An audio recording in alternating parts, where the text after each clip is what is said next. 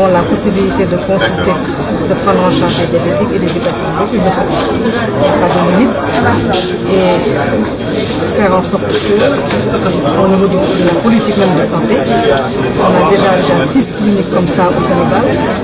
La clinique du centre de santé de Gare est la 7e, mais ce n'est qu'un début pour le ministère de la Santé. Toujours avec nos partenaires comme le Sanofi, nous ferons en sorte que dans toutes les régions du Sénégal, qu'il y ait des cliniques pour améliorer la prise en charge des Sénégalais. Mais pour la prise en charge, est-ce qu'elle est gratuite ou bien? Le point de vue de la gratuité, c'est au médecin chef de vous en parler. Tout à l'heure, le préfet l'a dit, les populations participeront toujours à l'effort de santé. L'État va leur apporter quelque chose, les collectivités locales aussi, mais quant à définir ce qui est gratuit, ce qui ne l'est pas, c'est fonction de chaque centre de santé. Et moi, je ne suis pas budget. Madame, peut-être revenir sur votre discours, vous avez évoqué 2 sujets. Le prépondérant des populations vulnérables, donc c'est l'hypertension et le diabète, mais surtout le plaidoyer que vous avez fait pour qu'il n'y ait plus de rupture de médicaments dans les hôpitaux. Pour les populations, je vous l'ai dit, ce sont des maladies qu'on peut prévenir. Pour prévenir, il faut savoir qu'est-ce qu'on doit prévenir et comment le faire.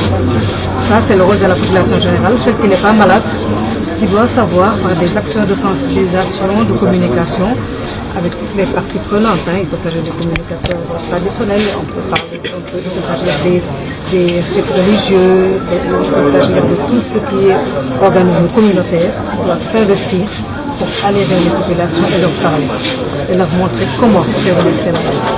Ensuite, quand on les personnes habilitées à le faire, à donner des messages, il faut que les populations aussi aient compris et sachent ce qu'il faut faire. À l'heure actuelle, il faut, à partir d'un certain âge, aller se faire dépister. Il ne faut pas attendre de tomber malade ou de ressentir des signes pour penser au diabète ou à l'hypertension artérielle. Ça, on a beau essayer, on a beau donner des messages, c'est aux populations maintenant de s'approprier ce message et d'aller se faire dépister. C'est parce que quand on découvre tôt, quand les maladies sont découvertes précocement, là, la prise en charge est plus facile. Il ne faut pas attendre d'avoir de faux signes, il ne faut pas attendre d'avoir des complications pour aller vers la santé. Maintenant, par rapport aux structures de santé, elles ont aussi un rôle à jouer. Je disais tout à l'heure que ce sont des maladies chroniques, des maladies à vie. Cela veut dire que les personnels de santé doivent toujours être outillés au niveau du centre de santé pour pouvoir répondre à la demande, répondre à la population, c'est être soi-même présent, c'est pouvoir donner des messages, c'est pouvoir donner des réponses, c'est pouvoir aussi avoir aussi les moyens de cette politique. Or, les moyens, l'État y travaille, les médicaments sont disponibles, les médicaments de bonne qualité, des génériques qui sont présents sur la liste des médicaments essentiels pour traiter l'hypertension artérielle et pour traiter le diabète. C'est aussi tous les produits qui sont liés à la prise en charge. Vous avez vu tout le matériel que le partenaire Sanofi a remis à l'équipe du centre de santé de Diourbel. On ne peut pas traiter de diabète sans appareils de contrôle du diabète.